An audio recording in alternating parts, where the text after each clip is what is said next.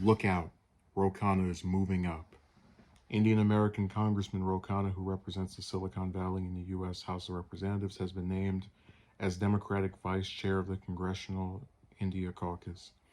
The seat has been created for the first time since its formation in 1994.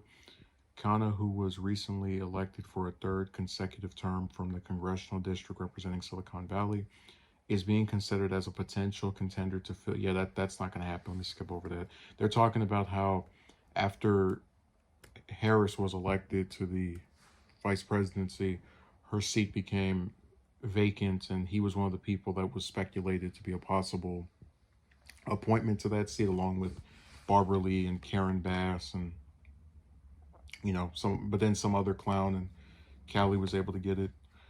Padilla, the current Secretary of State.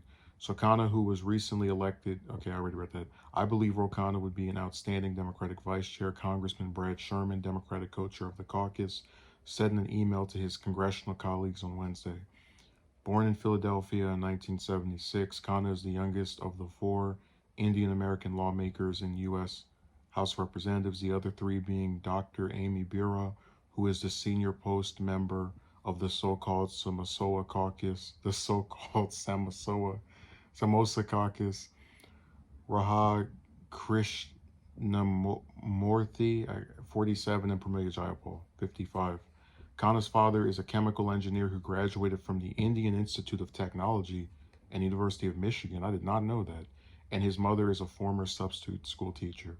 Considered to be dynamic by his congressional colleagues, Khanna is a strong supporter of India-U.S. relationship. He previously served in the Obama administration as Deputy Assistant Secretary in the Department of Commerce from August 8, 2009 to August 2011. So for 2 years.